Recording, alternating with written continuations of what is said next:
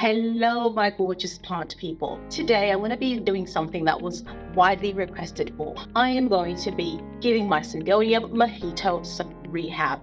This is my Syngonium Mojito plant over here, and you may have recently seen it in a video I did where I was showcasing all my Syngoniums. Just check out the link above. And in that video, I mentioned how I'm not really very happy with the look of this plant. It's getting very, very tall. Those leaves are looking fabulous, but it's not as bushy as I would like. So today I'm going to show you how I convert this plant to a plant that's going to be actually pleasing. So the lesson in this is you don't really have to stick with what you have.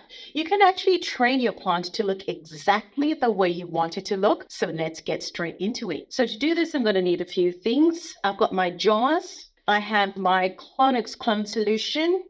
I have a pair of wire cutters, and I have a lovely pair of plant shears. This is actually a new pair of shears that I got because in true Leca Queen homestyle fashion, all of my plant shears have disappeared and no one's owning up to it. So I got myself a new one. Of course, you need something to put your plant on. So let's get cracking. The first thing I'm going to do is take my plant out of the pot. So just very gently. That's my plant there. It's pretty healthy root system. And the only reason I'm doing this is I don't want that Leca to be disturbing me. So I just get as much of that Leca off. And that just comes off really, really easily. Notice how I am not tugging at the Leca. It's really just coming off.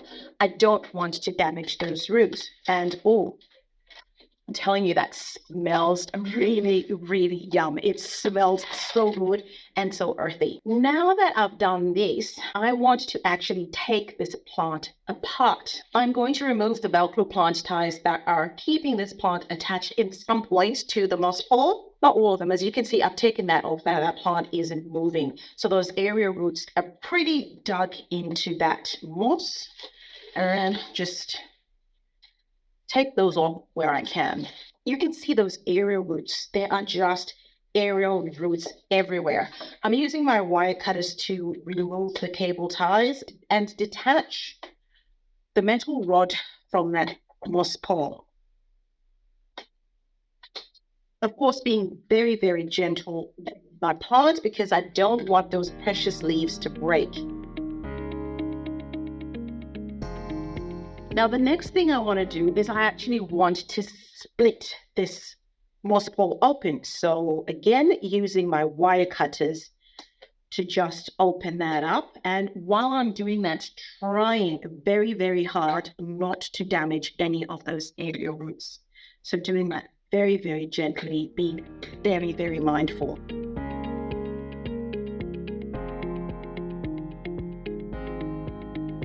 You can see over here that this is the part where that moss pole was extended. So I've actually got two moss poles here.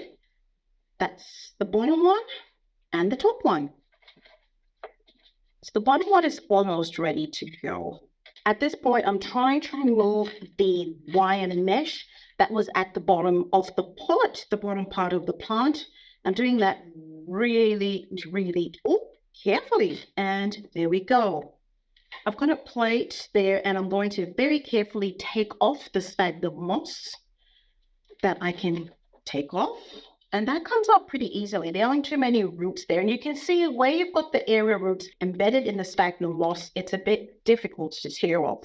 See, that's got sphagnum moss there. Those area roots are stuck in there. Now, I actually won't need to discard this sphagnum moss. I'm actually going to reuse it to create a new moss pole for when I'm actually potting this plant up. So there's no waste. The only stuff that might be wasted is the wire mesh, but I'll see how I go. I could actually reuse that as well. You can see that the higher up I go, you've got less of that sphagnum moss that's still attached to the wire mesh because those roots haven't had a chance to really bake in and grow into that sphagnum moss. There we go. That is my deconstructed Mojito moss pole. So at this point, I can actually turn the plant around and I can start to make my cuttings. But what I can also do is try and see if I can pull that out from that wire mesh. Now this one here is a pretty long area root, but I can actually pull it up that way. See how that goes? So easy. Just keep tugging very, very gently. And there we go. That's the wire mesh that used to be the bottom moss pole. And not too much root damage. I'm happy with that. That was the top moss pole. And that is now my plant all detached from the moss pole. Let me see. I've got one. This is actually a whole plant. This one has not climbed yet. And these are my long plants. Right. So now I'm going to make my cuttings. And I really just sort of need to figure out where do I want things. This one here looks really, really good. I don't have any area roots there. So I'd actually probably want to cut that over there. At a 45-degree angle, I cut that there. And that is my first cutting. Well, look at my second plant. And this one looks pretty good as well. So I'll choose to do it over here. And again, 45-degree angle. With that becomes my next cutting. So it looks like I will have quite a gorgeous plant. We've got about 9 cuttings. What I'm going to do at this stage is take them to the sink and give them a wash, because I want to try and get as much of that sphagnum moss off as I can. For the plants that were the base plant that had an established root system at the base, wash that off as well, just to make sure I'm starting with a clean slate. My plants are now clean, and as you can see, some of those roots that did have sphagnum moss on, I've been able to take some of it off, but don't worry too much if you can't get all of it off. Don't stress your roots. It doesn't really matter. Those plants will be just fine. Another important thing to note is, when you make your cuttings and you're propagating, there is a space for having those stems pass over. So you want to have your plants, have it sit out for a few minutes, a few hours, depending on the plant, so that that wound heals over. I do that with a lot of my plants, but with Syngoniums, I find that they're just really so happy-go-lucky. I've noticed that there's no difference really whether I leave that cutting to callus over or not. So I don't do that. But if you want to be on the safe side, you can have your plant sit out for about 30 minutes to an hour or even more to allow it to callus over. But I'm now going to put my cutting in my jars. I'll try to fit as many as I can in there because I don't have too many jars. There we go. This is my special sauce, and I put that in my jars. All the way to the top.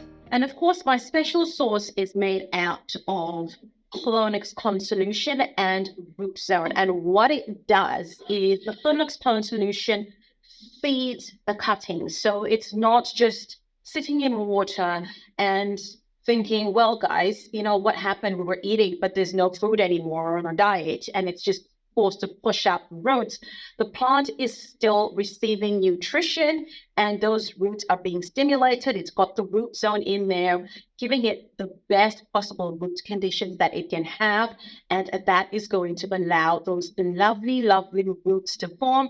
And when those roots are formed, I will pot up this plant and get it to look exactly the way I want. If you're finding value in this video, please give it a like and subscribe to my channel. So I'll let these sit, and the next time you see them, we will be ready to get them looking the way we want. My cuttings have been in this solution for a number of weeks, months now, and I'm finally going to put these up on a new moss pole. There's a lot fewer than what I started with because I have given away a lot of cuttings. Pretty much anyone who's come to my house since I chopped up my mojito has gone home with a mojito cutting. So I don't have too many, which is okay. So I'm going to put these up on my moss pole first before I put it in Leca. So this is my moss pole that I made, and I made a really long one this time because I don't want to have to start extending it, knowing that this is the growing season now, and I know this plant is really going to take off. So I've just made a long one, and I've got a metal rod at the back over there, and it's got that plastic sheet at the back. It's also got a sphagnum moss and tree fern fiber stuffing in there, which I find works really, really well because it doesn't dry out as quickly as the sphagnum moss only does, and it's so much easier to rehydrate. If you'd like to see how I make a moss pole like this one, just click on the link above and that'll take you straight to it. I like to put my plants on the moss pole before I put it in the pot because I find that it's just so much easier to figure out exactly where I need my plant to be. But maybe before we do, I'll just show you what my cuttings look like. There's a lot of new roots there, and that will do really, really well. So of course you will remember the whole reason I'm doing this is because I want my plant to look lovely and bushy, and I just really want it to look a certain way. So I will be placing my cuttings in such a way that I get the look that I'm going for. So look at that. That is just so pretty, and it's already got area roots starting over there. So that's going to work really well. So I'll put it down there, and this bit, look at that root. How gorgeous is that? That will go right down there, and if I put that there, those area roots will latch onto that. Perfect. All right, that will go there. You know, there's just something to be said for just starting again. If your plant isn't looking the way you want it to look, you can just have it start again, and that is absolutely okay. So I've got my Velcro plant tied there, and I will just ever so gently just try and secure my plants to my moss pole that way. And there we go. That's looking good. That is good. That is all my cuttings. Now comes the really tricky bit. I now have to put this moss pole in my 14 centimeter pot. I don't need anything bigger than that. There will be a lot of roots in the moss pole, so it's now just how to get it to work. That's my leca that's been soaking for way more than 24 hours. That's ready to go. Where's my pot? I lost my pot. There's my pot. I lost my pot. So I will put that like so, stand that up, and start to put leca in that pot.